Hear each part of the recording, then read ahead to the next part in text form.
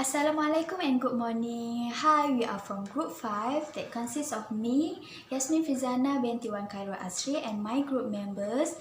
First, we have Muhammad Fisabilillah. Next, Nurul Izzati, Nick Nur Nadia Fariza, and lastly, we have Felicia Lirat. So today, we are going to discuss about the topic of natural resources under subtopic hydroelectric power and wind turbine. So, let's go. Untuk slide ini saya akan terangkan apa itu hydroelectric power dan wind turbines. Okey, first saya akan pergi kepada hydroelectric power. Okey, hydroelectric power juga dikenali sebagai hydropower, di mana ianya adalah sumber tenaga yang terbesar yang renewable energy tanpa menghasilkan any pollution maupun toxic byproduct iaitu kesan sampingan yang beracun. Seperti yang sedia maklum, hydropower ini menggunakan sejumlah air yang amatlah besar di mana air itu flows down pipes into the power station and gravity pushes the water down, generating the power by forcing the turbine to spin.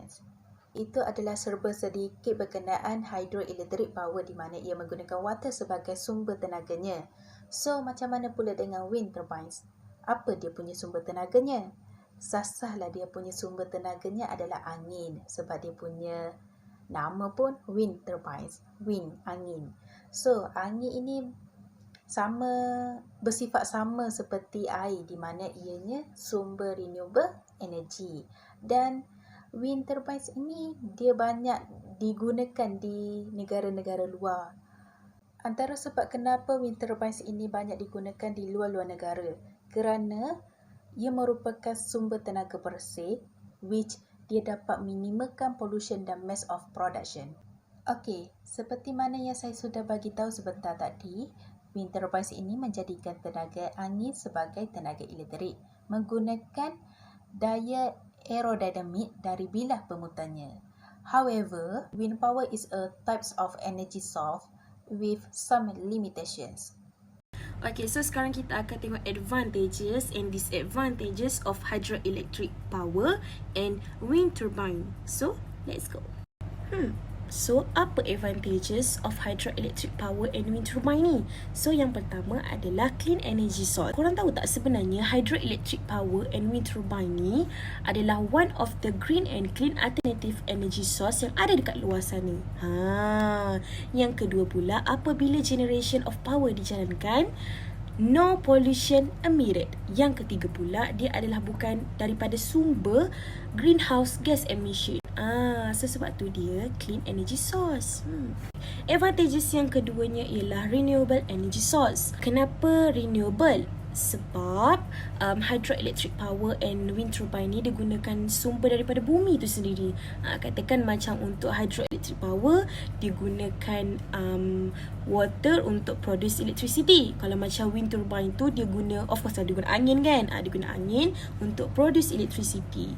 So angin dan air ni adalah naturally replenishing resource and will never run out. Advantages yang ketiganya pula ialah fundamental vehicle for sustainable development. Okay, so apa maksud sebenarnya kat sini? So sebenarnya hydroelectric power and wind turbine ni adalah energy technologies yang dijalankan dalam environmentally sensible, economically viable and socially responsible yang melambangkan the greatest concept of sustainable development. Tu je. Sekejap. Kita dengar lagi satu advantages, okay? Okay, advantages yang terakhir ialah low operating cost.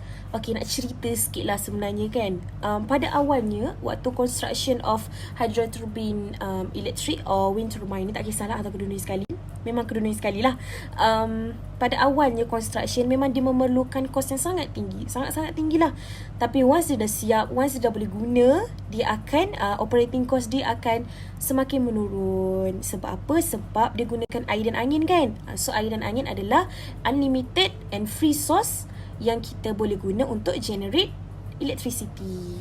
Okay, sekarang kita akan bercakap tentang disadvantage of hydroelectric power and wind turbine. Yang pertama adalah noise pollution, iaitu pencemaran bunyi.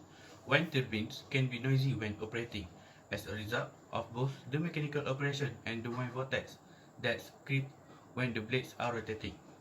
Yang kedua iaitu higher initial cost, iaitu kos permulaan untuk membina yang tinggi. Building any type of power plants is expensive or very costly to construct due to logistical challenge like topography, laying foundation underwater, and the material used to build it. Yang ketiga adalah geological damage. Construction of large scale such as dam can contribute to grave geological damage. A classic example of geological damage is the construction of the Hoover Dam in the United States that caused earthquake and led to the depression of the earth surface in the area. Okay, akhir sekali, environmental damage. A wind turbine blades are very large and rotate at very high speed. Unfortunately, their blades can harm and kill species that fly into them like birds and bats. Dam block fish from moving along their natural pathway between feeding and spawning grounds, causing interruption in their life cycle that limit their abilities to reproduce. Problems and its solution. Hydroelectric power problems are merosakkan habitat hidupan liar, memudaratkan kualiti air, menghalang ikan untuk migrate ke perairan yang berbeza, serta mengurangkan manfaat rekreasi sungai. Bagi menyelesaikan masalah yang dihadapi, pihak berkuasa telah menguatkuasakan undang-undang dengan lebih ketat untuk mengelakkan kerosakan persekitaran. Selain itu, masalah ini juga diselesaikan dengan membuat saliran sungai yang baru dan mengekalkan level kualiti air. Okay, seterusnya we will going through wind turbine problems and its solution. Okay, first kali kita tengok problem dia dulu. Problem yang pertama adalah wind plants can impact local wildlife. Okay, bagi kawasan-kawasan atau negara-negara yang mengandalkan wind turbine ni untuk menjana elektrik, sudah tentu dia menggunakan kawasan yang luas supaya dapat mendirikan wind turbine ni dengan banyak. Jadi kalau kita fikir, sudah tentu kawasan yang luas itu terdiri pada hutan-hutan ataupun tempat tinggal bagi wildlife yang terdapat di bumi kita ni. So kalau hutan-hutan tu ditebang, jadi wildlife kita ni tak ada tempat tinggal. Okay, second adalah cost maintenance. Okay, ini ada bukti dekat negara kita sendiri. Contohnya, kos pembinaan kincir angin di Pulau Perhentian memakan kos sebanyak RM12.6 juta. Tetapi kincir angin ini tidak dapat digunakan atas dasar masalah-masalah yang tertentu.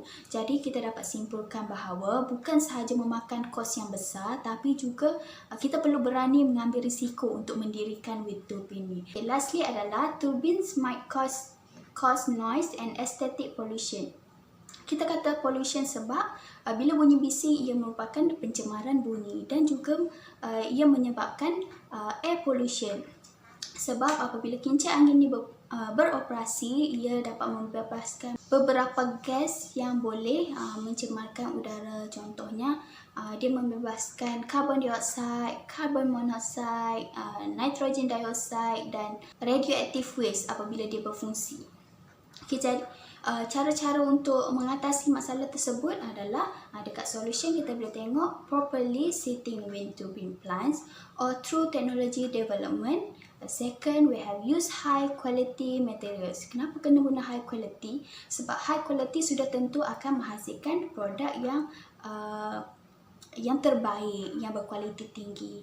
Dan last sekali, plant the turbine far from cities. Kenapa kena jauh daripada city? Sebab tadi masalah dia menghasilkan bunyi yang bising. Jadi untuk mendirikan wind turbine ni perlulah mencari kawasan yang jauh dari tempat tinggal penduduk. For references, you can click to find out more information of hydroelectric power and wind turbines. That's all from us. Thank you for watching. Bye.